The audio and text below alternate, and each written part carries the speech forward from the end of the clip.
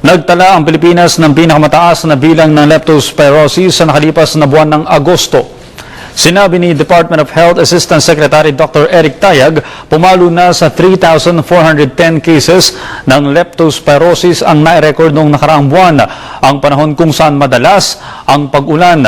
Sa Metro Manila ay may pinakamalaking record kung saan meron itong 938 na nabiktima ng leptospirosis. Umabot naman sa 1,418 ang naospital noong nanalasa ang habagat at halos 100 dito ang nasawi. Sa iba pang balita, balik na sa normal ang daloy ng transportasyon at kuryente sa mga nilindol na lugar sa Visayas Region. Ayon sa National Disaster Risk Reduction and Management Council, nakumpuni na ang tatlong pangunahing tulay sa bayan ng Mercedes, San Julian at Guyuan na nagduduktong sa 12 bayan sa Eastern Samar. Naibalik na rin ang daloy ng kuryente sa Eastern Samar at Southern Leyte matapos makumpuni ang mga napinsalang poste. At para naman sa ating weather update, live mula sa Pag-asa DOST, may report si April Enerio. April? Yes, Audrey, patuloy na nakaka-apekto ang southwest monsoon sa bansa, partikular na sa southern Luzon at western Visayas.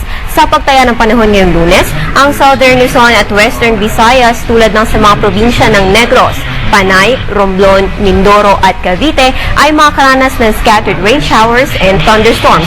Habang natitirang bahagi naman ng bansa ay maaliwalas ang panahon maliban na lamang sa mga isolated rain showers. Ang Metro Manila ay maganda rin ang panahon, nagpapakita ang sikat ng araw bukod na lamang sa mararanasan nating mga pulu-pulong pag-ulan. Asahan din ang mga localized thunderstorms pagsapit ng hapon o gabi.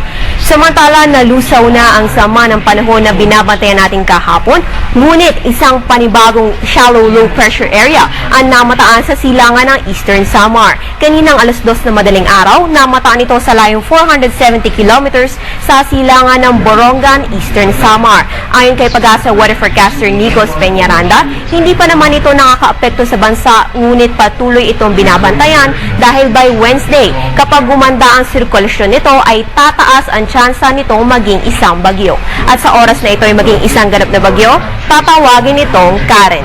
At yan ang latest mula dito sa Pag-asa DOST. Para sa Telebisyon ng Bayan, April Enerio. Maraming salamat, April Enerio. At yan po naman ang aming mga nakalap na balita at impormasyon. Ako po si Audrey Goriseta.